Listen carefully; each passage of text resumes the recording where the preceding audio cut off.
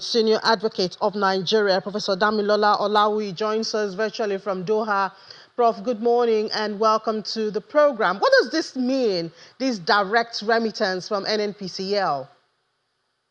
Thank you very much for having me. And we can take a step back and recall some of the key issues that have brought Nnpcl under the spotlight over the last few months. Just late last year, the Senate flagged financial irregularities and unaccounted funds totaling about 210 trillion naira, and which will include about 100 trillion in accrued expenses, 107 trillion in receivables that they were not able to verify the documentation. So in the midst of all of that, I would say, controversy, it would have been surprising if the presidency did not react one way or the other. And I would think that this executive order is an attempt to restore confidence and transparency in the structure of the Nnpcl by trying to mop up funds, by trying to direct the Nnpcl to ensure that some of the monies that have been retained by them should now go directly to the Federation account.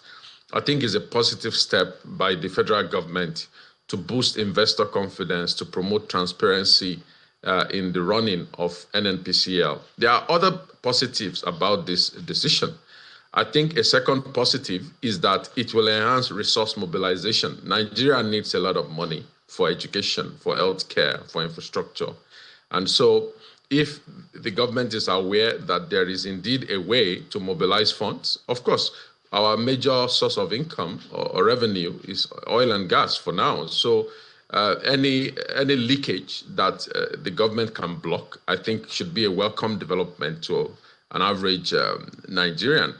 I think a third positive in this announcement, as far as I'm concerned, is that this will indeed drag the Nnpcl out of its comfort zone to actually function as a commercial entity that it is.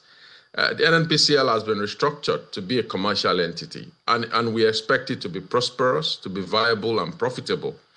And I think if it cannot achieve that, if it is receiving guaranteed income through through some of the provisions of the Petroleum Industry Act that sort of assures it of 30% payment here, 20% payment there.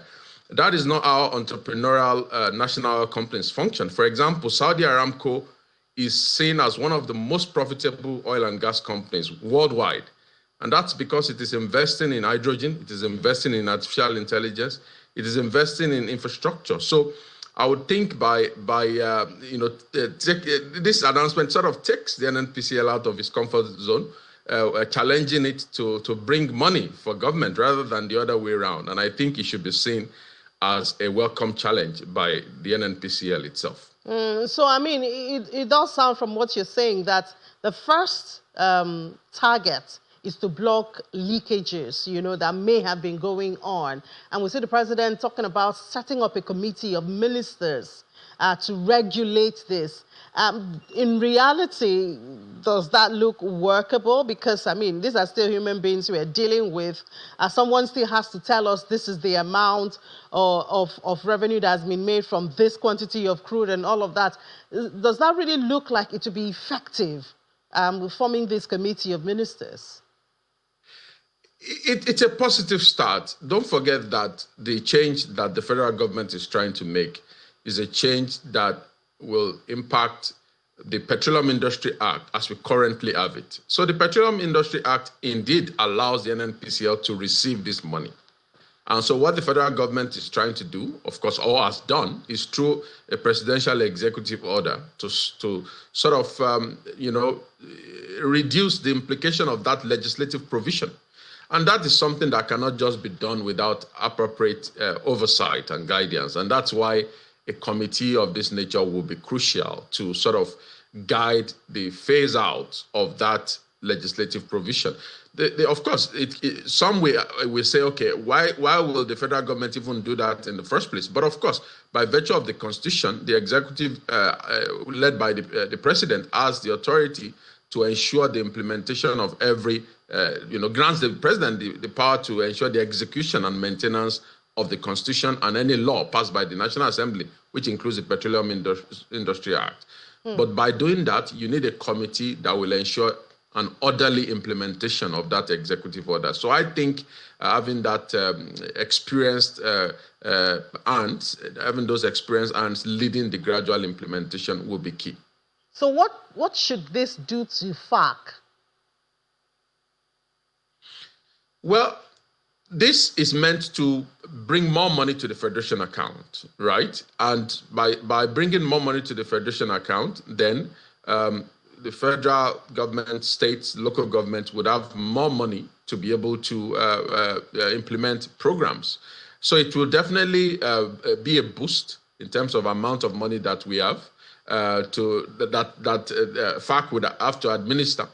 And it will be a positive way to ensure that we can also have one sort of systemic and coordinated view of money coming in and how it is going out. One of the key problems I've seen with the implementation of the Petroleum Industry Act, for example, is that it has managed to create a web of regulatory entities with oversight over revenue collection and disbursement. You have the Nigerian Upstream Petroleum Regulatory Commission, collecting some amount of money by virtue of the provision of the Act. You have the Nigerian Midstream and Downstream Petroleum Regulatory Authority collecting some money by virtue of provision of the Act. And so what you then manage to create is a system whereby a number of regulatory entities are collecting money that should indeed go to the Federation account, which then makes it very difficult for us to really have a holistic overview of the amount of Nigeria's worth. So I think this is a welcome development and will even boost FAAC's work. Yeah, well, we hope with the boosting of the FAAC, we'll also see more work, especially from the sub-nationals, as we saw also an increase with the removal of subsidy. Well, thank you so much, Prof, for your time this morning. Professor Damilola Olawi is a senior advocate of Nigeria. Thank you. Thank you.